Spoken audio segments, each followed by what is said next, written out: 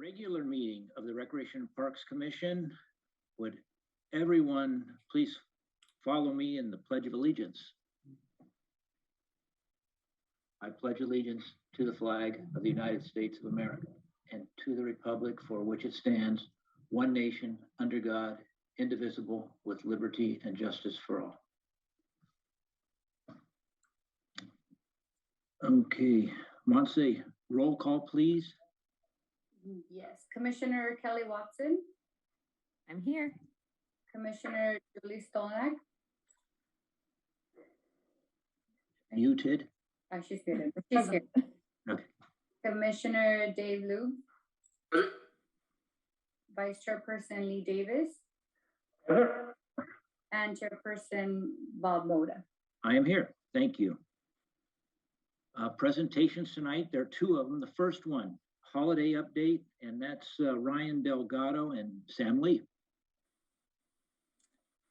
Good evening, commissioners. How's everyone doing? Hope you're doing well. And we are excited to return in December with our holidays and our holiday events, as COVID presented us a pause on some things and starting to get back to some semblance of normal. So very excited to start things off on December 1st with the menorah lighting. That'll take place in City Hall Plaza from 5:30 to 6 p.m. It's about a half an hour ceremony. So be sure to get there early if you do plan on attend. Parking's always, a little tricky around City Hall. So that'll be, again, a 30-minute ceremony from 5:30 to 6 p.m. The following day, on Thursday, December 2nd, we will have the holiday tree lighting and craft boutique along with the farmers market. That event will run from 3 to 7 p.m. and be on the 300 block of Main Street. We will have the street blocked off that day with games, train rides, special holiday crafts, as well as games and toys for the kids. We will have the Candy King Kids Zone going, and there will be a photo opportunity with Santa that day. We're going to keep some distance between the people visiting Santa, but it will be a photo opportunity that day with Santa. We also have Fast Pass wristbands available. Those go available to the public this upcoming Monday. So as long as you have a valid rec ID for this year or next year, you can go to the checkout building and pick that up, and just make sure to bring a can of food with you. We're going to take all that food and donate it to CASE. So doing a little good while putting on another holiday tree lighting. The ceremony for the tree lighting will begin at 5:30 and run till about 6 p.m. And then after that, we will have carolers singing on stage and pass out the remaining toys. And the last one for me is the Christmas dinner this year will be taking place on Christmas Eve. So that's Friday, December 24th. From noon to 3 p.m. We'll be hosting the dinner at the Joslin Center again this year. If you are interested in either attending or would like to volunteer at the dinner, please call the Joslin Center at 310-524-2705. That's 310-524-2705. Or if you are unable to attend and would like a meal delivered, please call the outreach office at 310-524-2706. Again, that is 310-524-2706. And also want to say thank you to the Kiwanis Club for sponsoring the Christmas dinner again this year. That is all for me. Thank you very much.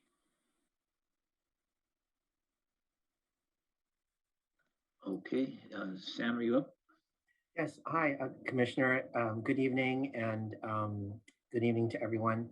Just want to thank you for the opportunity for me to share the winter holidays programs that we have set up.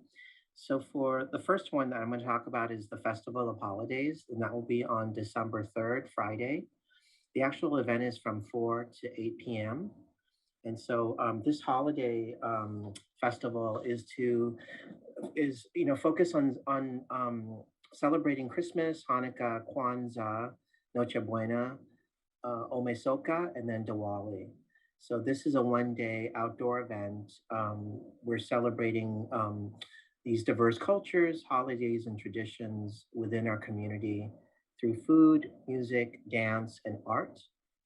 And so in addition to a variety of live dances and music performances, We will have traditional craft and food booths, as well as interactive craft stations. They will be set up throughout City Hall Plaza. So this event was taking place in the City Hall Plaza. And so there will be 4 interactive craft stations that would include DialARide sculpting, to paro making, to gingerbread decorating, and dreidel painting. And then we'll have food booths and craft booths that are specific to the cultures that we're celebrating. So some of the food items that we'll be offering would be like tamales, latkes, jerk chicken, and biryani, to name a few. And we'll also have like a dessert and beverage booth. And so we'll be serving Japanese mochi, jelly donuts, Christmas cookies, and Indian sweets. And so the event is free. The food and crafts will be sold by the individual vendors.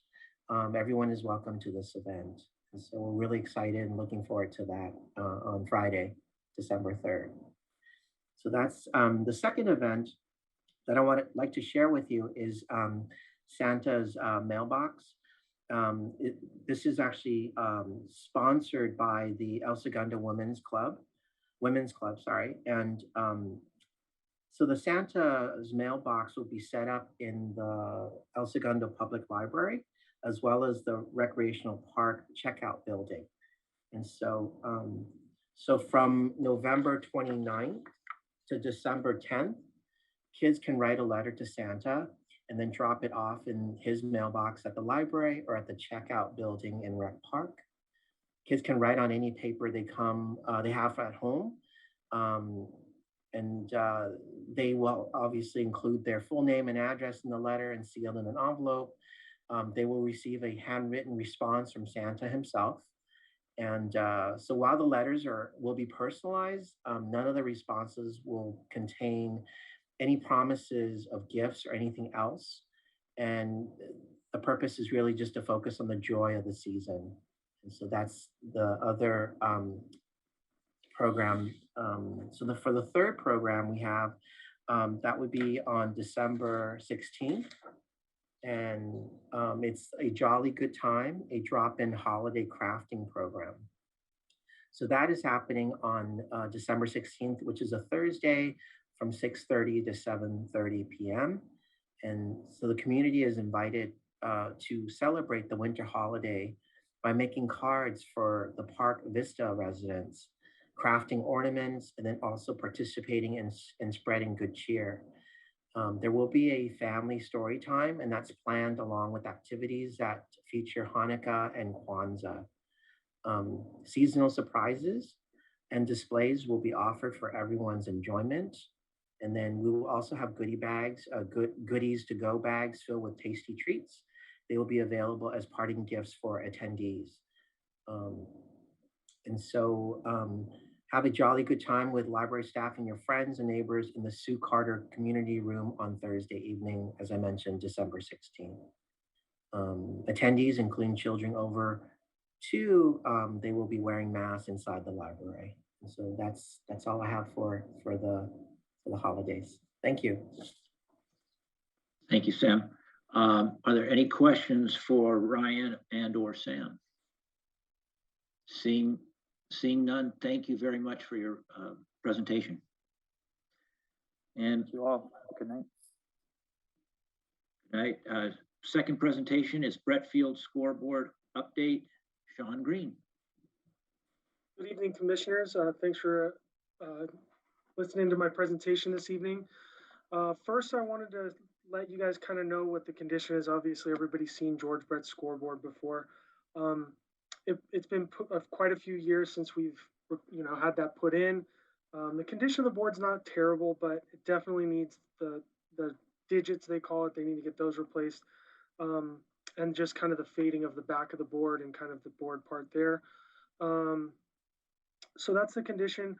The board that we are looking into, that we've worked with Little League to take a look at, see what they would potentially want, is roughly $12,000. The big change that they wanted, that's a big deal in Little League, is they want the pitch count. So that's something that we're going to add to the new scoreboard.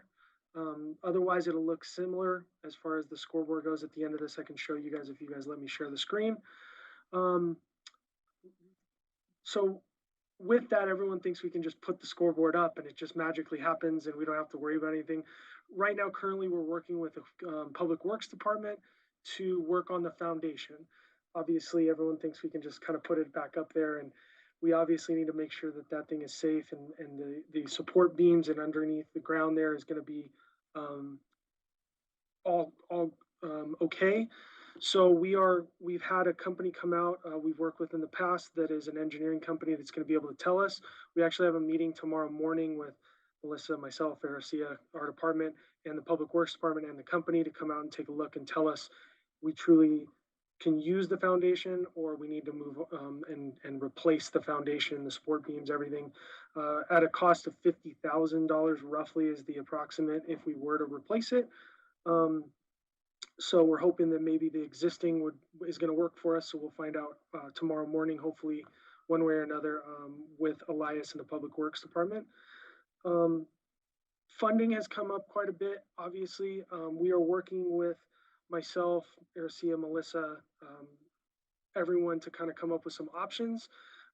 That's still being worked out. I know there's community members that want to donate.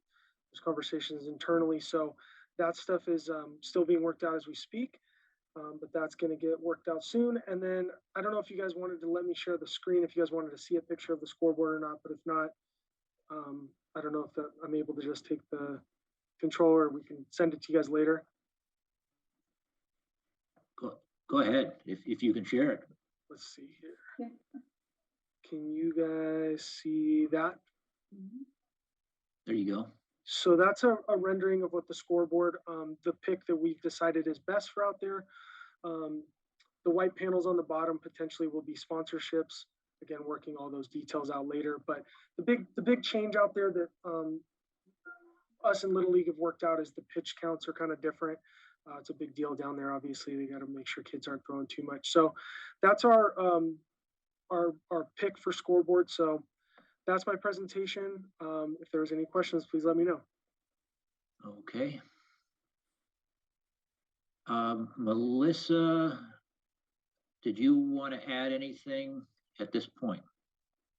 Sure. So as Sean said, the foundation decision will be made by Public Works, and ultimately City Council will make the decision about the cost sharing and the possibility of having sponsorships for the new board.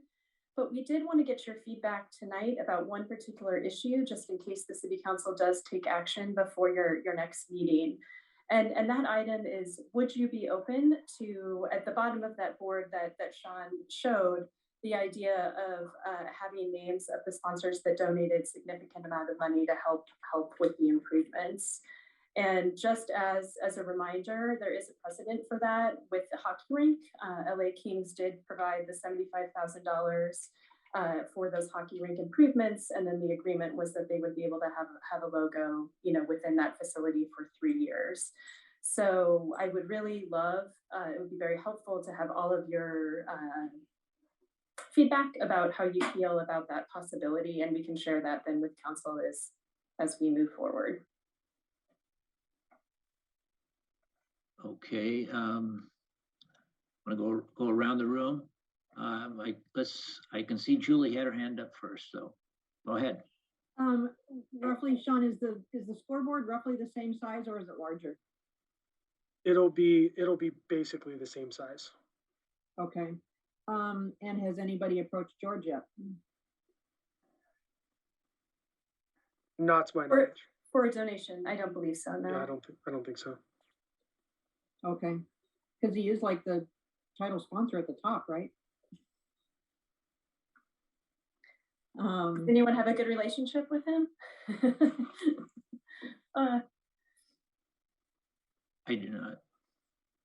Okay. I don't know. I think it's named after him. I don't know if he's a title sponsor. Well, I know that. I'm just joking about being that's the two title different. sponsor That's two up there, different things as far as I'm concerned. So I don't have a relationship with him. So I don't see anyone else raising their hand. So. Well, I'll maybe look into it. Oh, I'm sorry. I was to speak, not that I have a relationship with him. No. Yeah, Sorry. okay. Let's, Kelly had her hand up. We'll, Okay, thanks, Bob. My question is, because I know we got into this with the sponsoring trees on memory lane and everything, and what we, I think, got to was as long as there's a criteria so that and maybe there is something in place that says, you know, it can be sports vendors, it can be, but not political signs or whatever. So what is kind of the guide rails for this staying, you know, on point and appropriate for children and families and not allowed to sort of get, you know, crazy?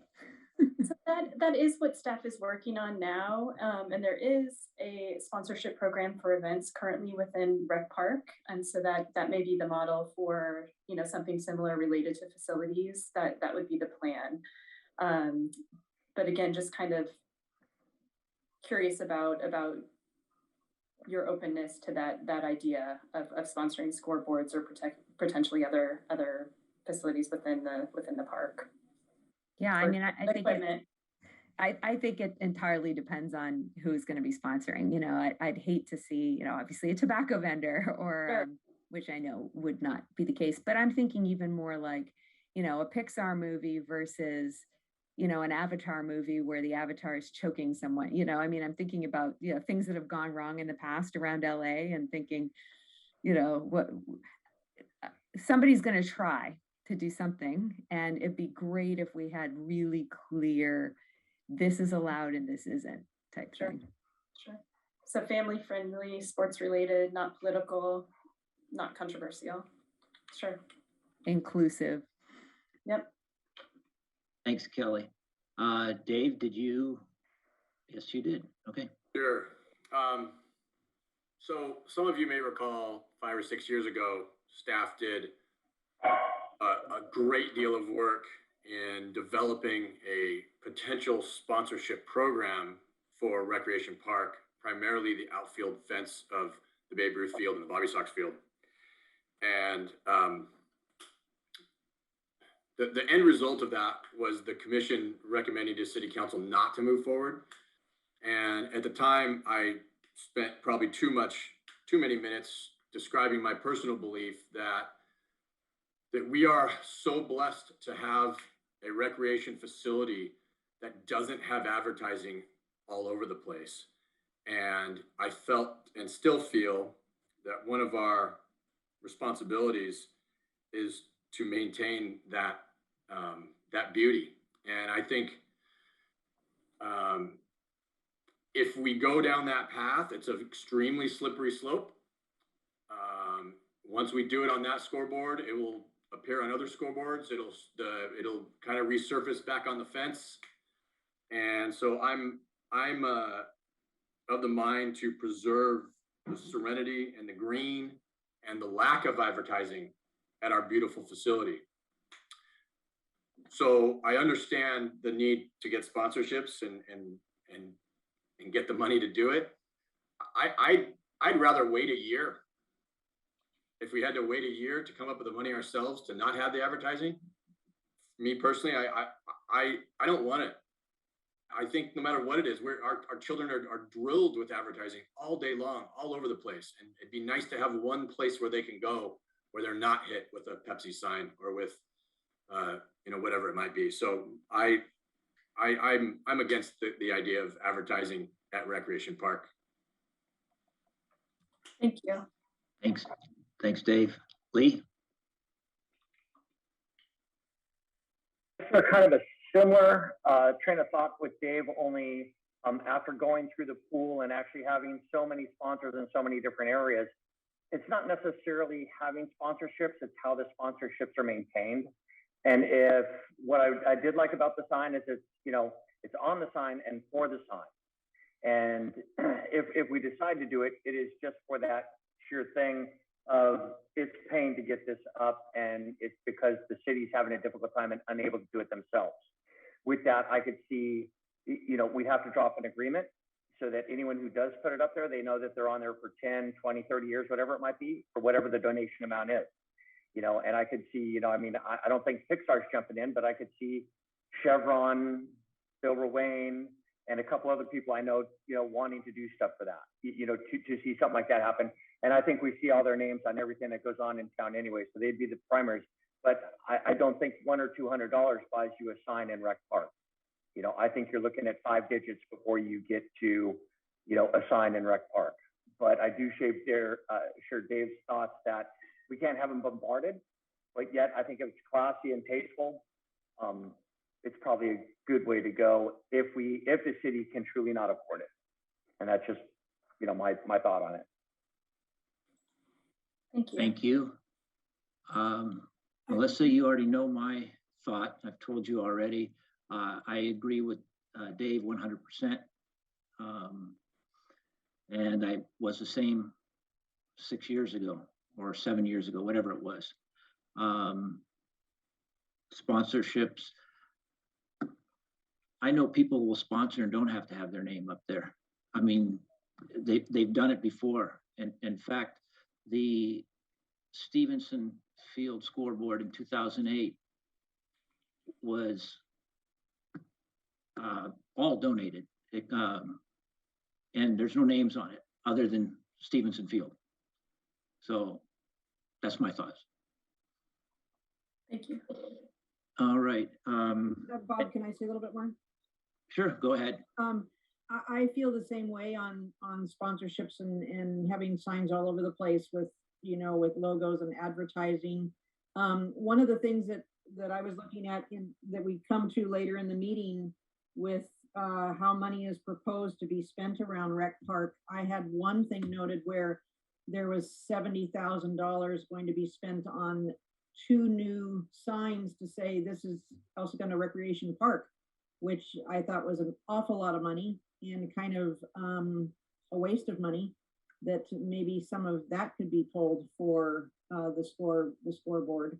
And I think that, as well as Bob is saying, I think there are some people in town that would donate money towards this without needing to have their name on it. And I don't like having the signs all over the place of who paid for what. And I know the school a while ago got into a thing where, somebody wanted their name on the marquee out front and they weren't going to do it,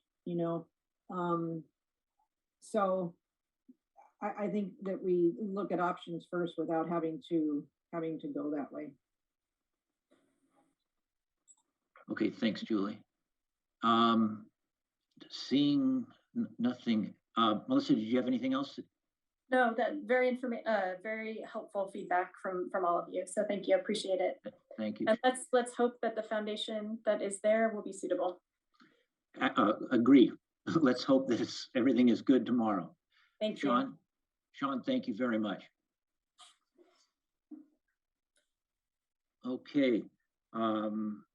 With that, we go to public communications related to commission business only, and that is within the subject matter under the jurisdiction of the commission.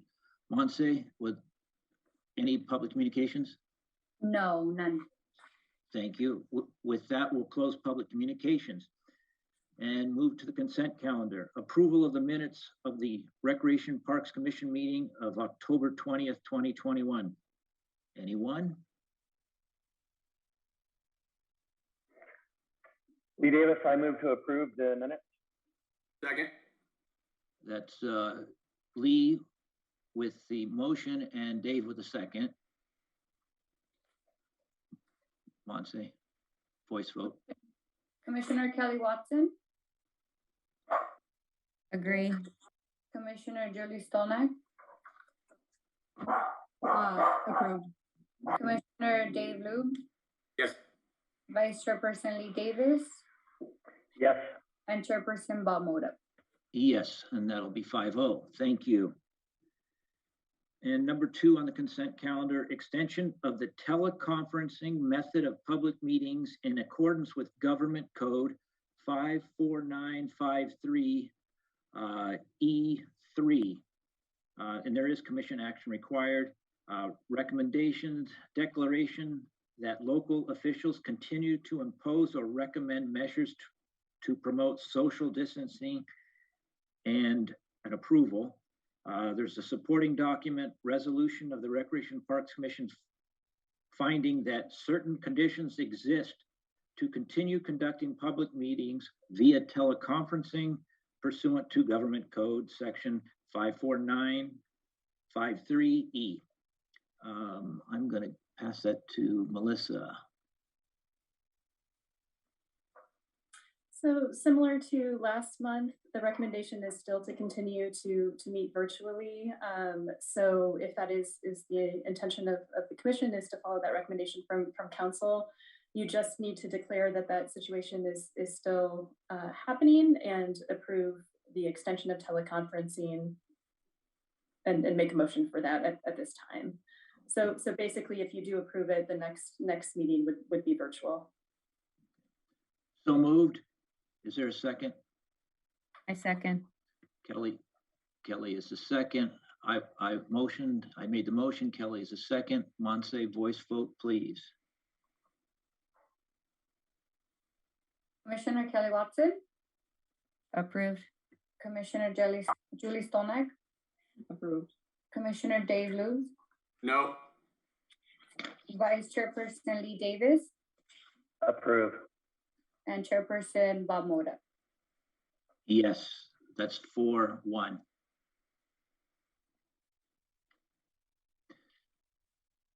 Okay, there's no unfinished business. New business, discussion and possible action regarding cancellation of the regular meeting of the Recreation and Parks Commission on Wednesday, December 15th, 2021. Melissa. And this one should be quick also. We did not anticipate having any new business for the Rec and Park Commission to consider in December. So you are welcome to consider canceling that meeting. However, if you would like to meet, staff are available to participate in that meeting. So definitely whatever your choices regarding the December 15th meeting. Okay, you said there's nothing anticipated on the calendar. So is there a motion? But I'll wait, make a motion. can I ask a question?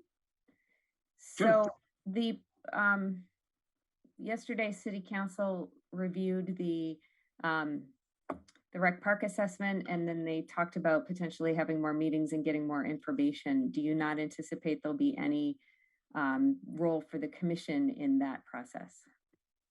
I think there will be a role for the commission in that process, but the timing of that follow-up study session has not been identified yet. So it has not been scheduled, for December, and it may be in the new year. As soon as that meeting is scheduled, I will let you know, and we'll let the community know so that they can participate as well.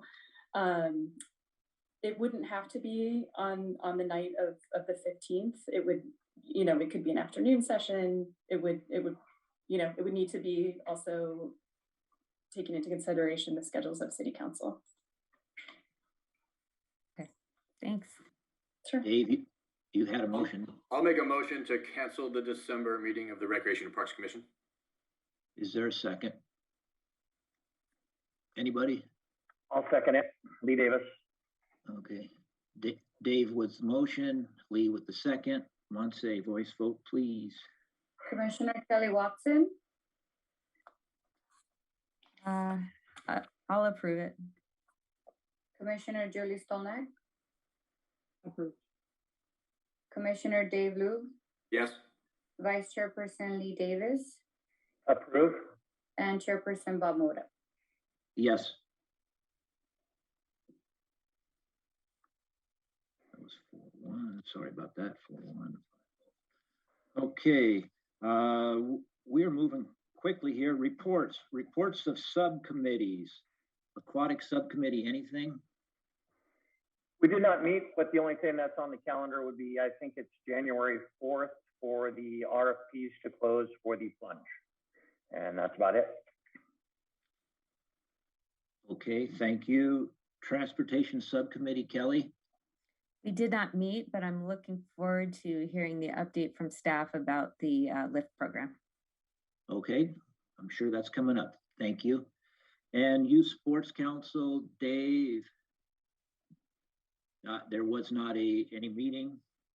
but I know Sean's working hard and heavy on 4 times a year instead of 2. So I'm looking forward to that. Sean, thank you. Okay.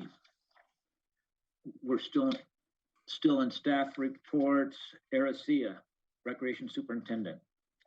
Yes, good evening, commissioners, and you have my report before you. You had a chance to listen to Ryan this evening tell you about the holidays and what we have coming up for those events next month. Yeah, that's December. I'm losing my time now. And then you also had Sean this evening tell you about the scoreboard and the situation there. I did want to apologize this evening because the farmers market numbers were left off of the report. But we did have 1,906 visitors to the farmers market last month. So we were happy about that. I just wanted to make sure you had that number. As far as the lift report this evening, Kelly, we're still very fresh and new. So we have some up-to-date numbers, but Ryan might have the latest because he pulls them from outreach. I don't know, Ryan, if you're on this evening, if you have the latest numbers, but we're still planning a report for next month. I think we'll have some more numbers that indicate the success of the LIFT program. So far, the feedback has been very positive about the LIFT program, so we're happy about that. Outreach has been impressive about showing people direction of how to get through the LIFT program and really use it for their benefit. And they've had some good feedback over at the Jocelyn. But as far as the latest numbers, Ryan, do you have those offhand? If not, I can make sure you get those tomorrow. I do not have the numbers offhand since what do you call it? The numbers provided were this recent round of stats were for October, but we are tracking the number of rides.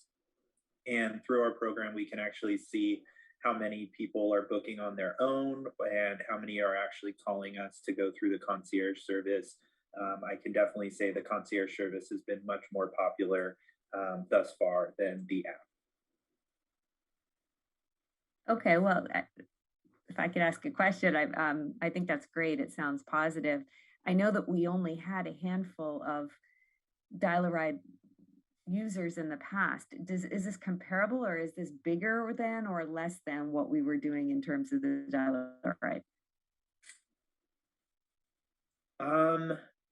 I would have to look at it. It's the one thing that's definitely interesting is providing multiple rides at the same time. We've run into that when it comes to classes and things like that. So we actually have seen some of the benefits of being able to schedule multiple people for pickups at the same time.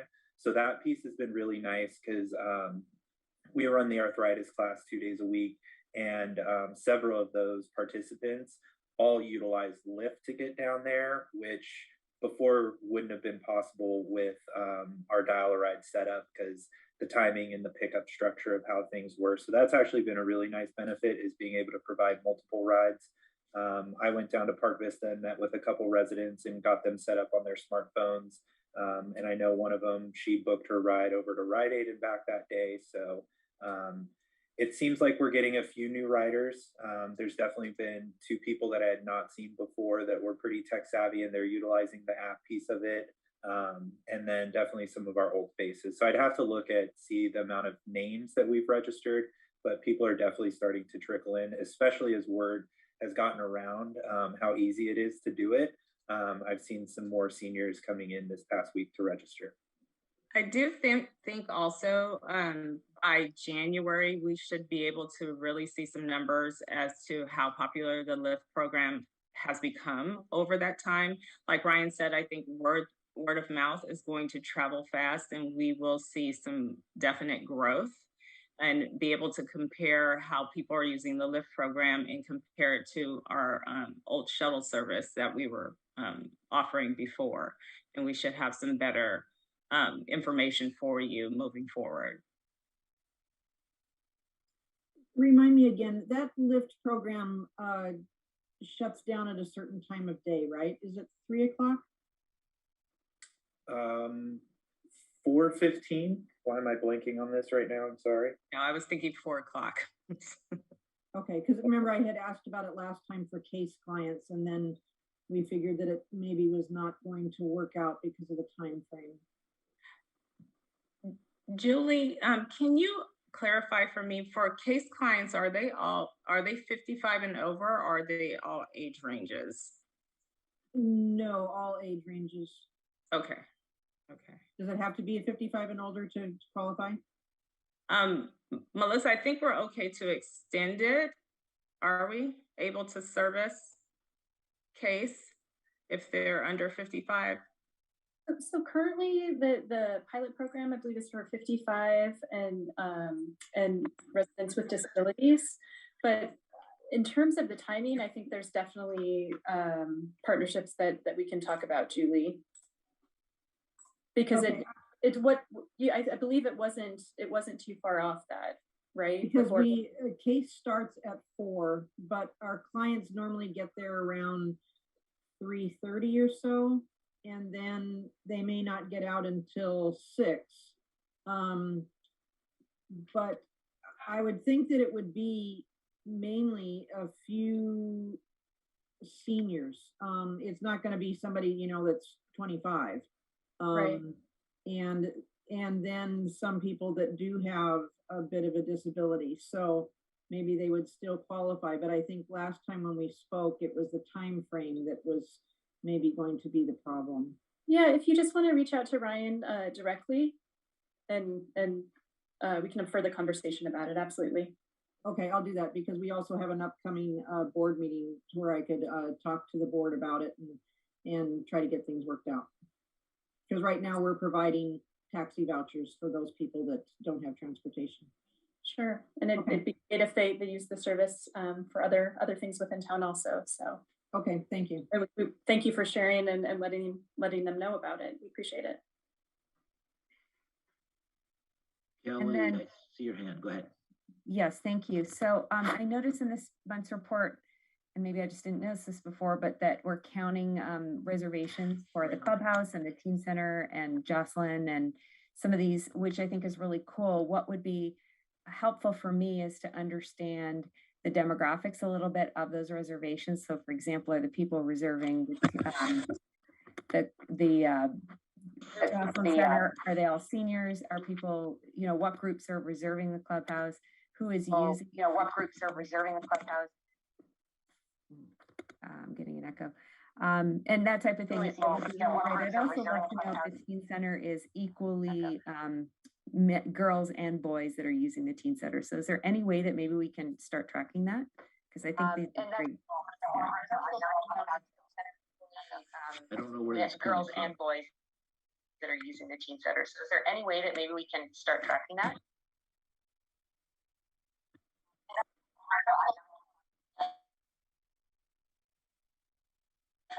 I don't know where that's girls and boys that are using the teen.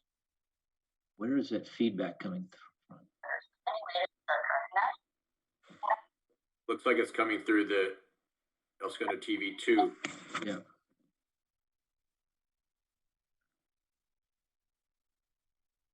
All right. All right, Ericia, I think if you can try it, see if you can give us there we go. Hello. All right. Ericia, were you able to, can you try to answer that question? Sorry, I probably missed the question. My laptop went down, so now okay. I'm on. Okay. We're not hearing you. So I believe the request from Kelly was to try to track the usage at the teen center by gender. Is that correct? Yes, and for the Jocelyn Center, if we could get it by, is it seniors that are using it or reserving it, or is it other groups? For the reservations. Yeah. Right, because I know other groups can. Sure. Let us, if you give us a little bit of time to look at what that might look like, and maybe it could be a sampling for a week. You know, I think it's probably not something we would want to invest staff time in on a daily basis for, especially the teen center usage. But we can do reports about the reservations pretty easily. So yeah, let us talk about it, and we can report back to you at the next meeting if that works. Yeah, that'd be awesome. Thanks. Okay, sure. Okay, I'm not seeing anyone else. Ericia, thank you. Okay, Christopher Henson, Parks Maintenance Superintendent. Good evening, Commission. You have my report, and there's a couple things I wanted to highlight. Excuse me. Met this morning with Public Works staff and their consultant engineer for Arena Street, and we walked the entire street and every tree, looking at different options to address street curb and sidewalks and tree roots, and how it ties into sidewalks or entry walks to houses and so forth. The consultant will be bringing forth options to be considered by the city, Public Works, and City Council. We also, one of the items that's been hot on the City Council's discussions has been the coyotes. Recent sightings in El Segundo. Right now we're acquiring some proposals on clearing up some of the overgrown areas around the water yard adjacent to Hilltop Park, and looking at doing some clearing work there. And staff is getting ready to jump in and do our part for all the special events that Ryan and Sam outlined earlier in the presentation. And that concludes my report. I'll take any questions. Well, I get to go first on this one. Christopher, you knew I'm going to ask. Tell me about the demonstration of the robot mower. Well, that was very interesting. That was about a week or 2 weeks ago. There's a company called Graze. It's an El Segundo company, and they're in the prototype building of robot mowers, and they're looking for sites that they can utilize to do demonstrations, to work out the bugs, and get feedback and data and so forth. It's pretty interesting. It was impressive.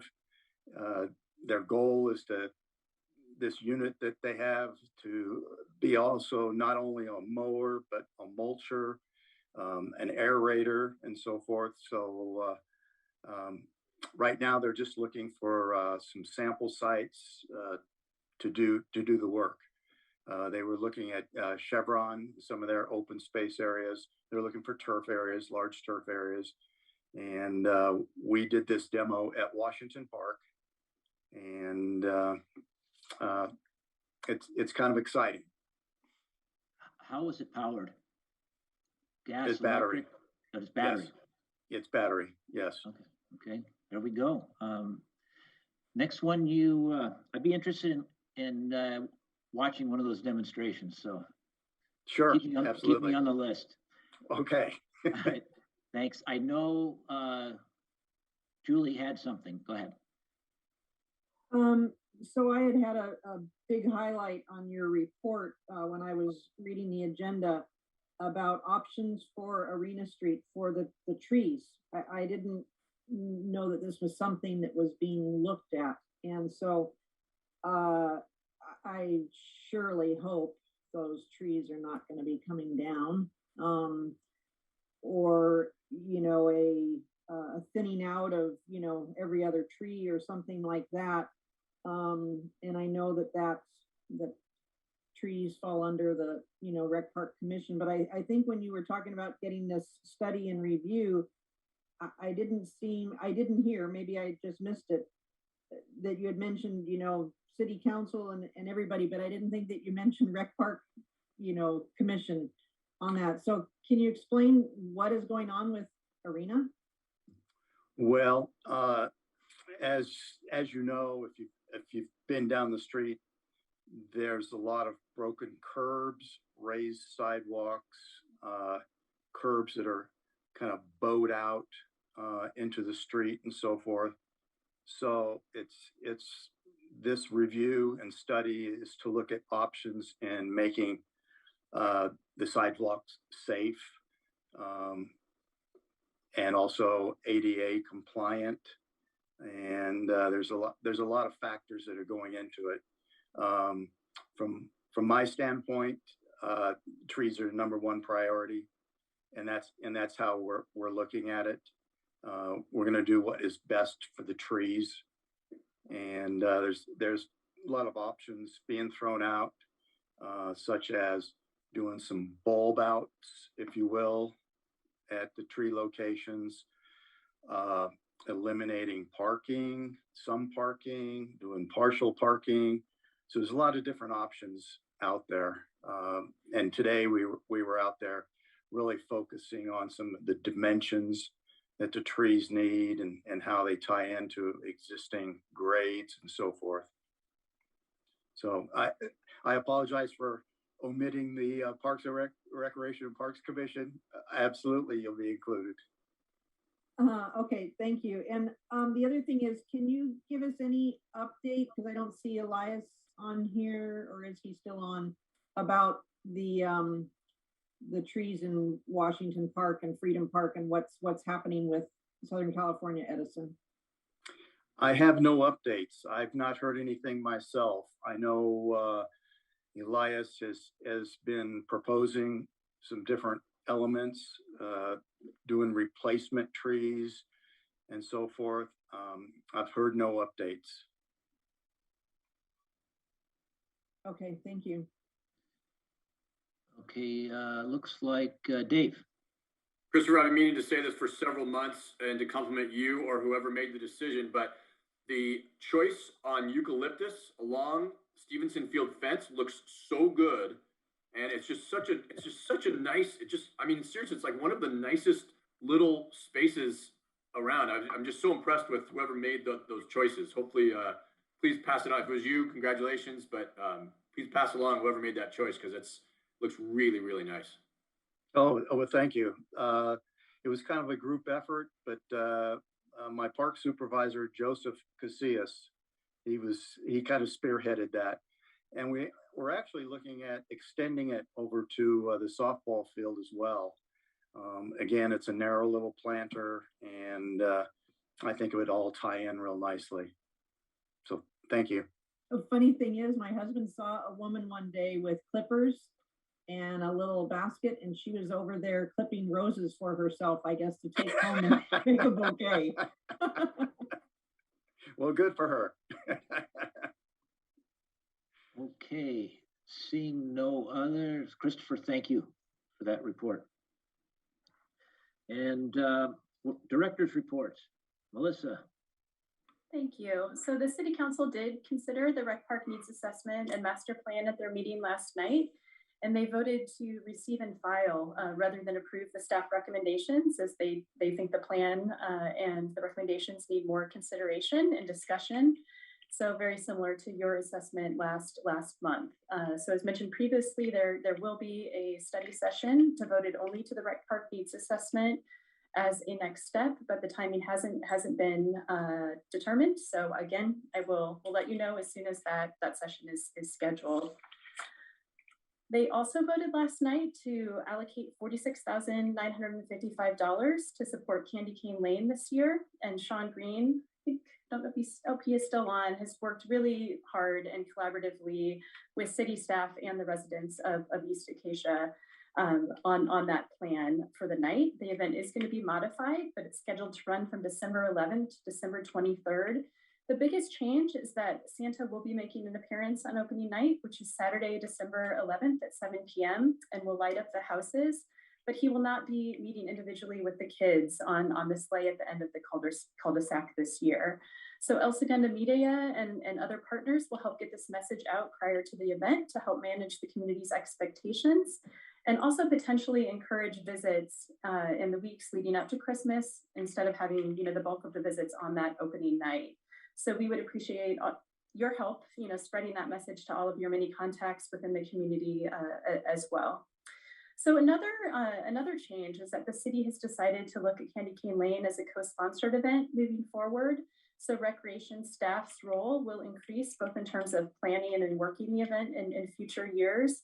And we will also need to include the funding that will be needed to support the event in the community services budget during the regular budget process moving forward. So that is the update in terms of Candy Cane Lane. I know everybody's really excited that it's coming back this year. So, and then finally, just a huge thank you to all of the staff and all of our partners who are busy preparing for the many events, the ones that have been mentioned tonight and all the other ones as well. It's going to be a great holiday season and wish you all well. So happy to answer questions if you have them.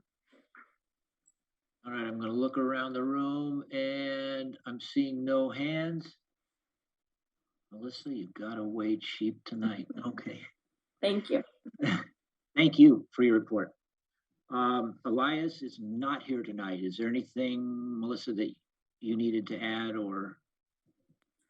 I did not receive any additional items from Okay. Elias to share tonight. Okay, thank you. And commissioner comments. Commissioner Watson. Kelly. Yeah, I just wanted to, again, echo thanking the staff for a fabulous year and for this upcoming holiday stuff. We would love to help in any way. So, what's super helpful is just getting some of the artwork so that we can post it on social media and spread the word as much as we can in our own circles. But I think it looks like there's a really great inclusive holiday season set up for us, and it'd be great to see everybody out there. Okay, thank you, Kelly. Commissioner Stolnak, Julie. I have a comment, I guess. I don't know maybe where it should have gone. Maybe it should have gone earlier, but and Christopher, this might be for you or for Elias. There was a car accident along Imperial Highway that crashed into the sump there at Center Street with a lot of fencing taken out.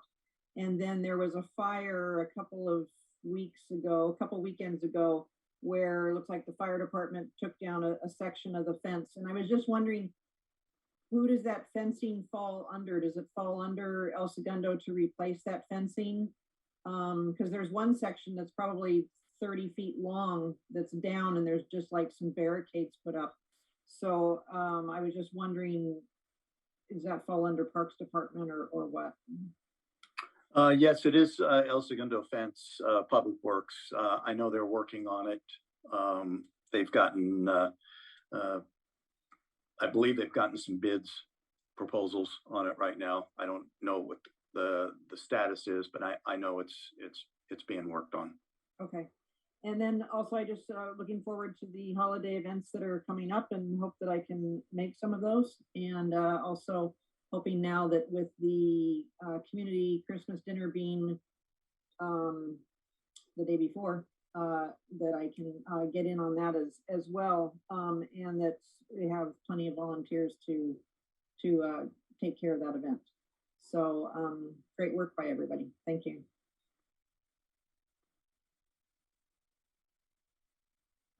Okay, thank you. Commissioner Loops, Dave. Sean, I should have asked this earlier when we were talking about scoreboards, but is there any plans on getting bulbs for the Babe Ruth field? Because that's the only issue, right? Just bulbs? I know they're expensive, but. Yeah, we were talking about that. I ran into Elias, excuse me. I ran into Elias today. I'm working with Melissa and RC on it as well. So it is being worked on as we speak. On the list? Cool. Yes. Thank you. The other thing I was going to say is I just wanted to explain my no vote on the extension. I just want you guys to know that it's not a huge deal for me. It's just one that I just feel like I can't say yes because I just want to get back to normal life.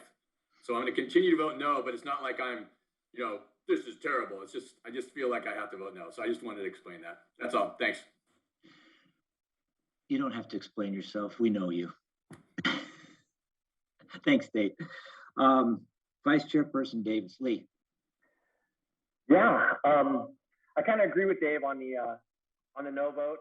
Pick your battles, and that's not one I'm ready to pick up, so I just vote yes. And I would love to be back together again where we can all sit in a room and talk about a lot of the subject matter. But I'm with you, Dave.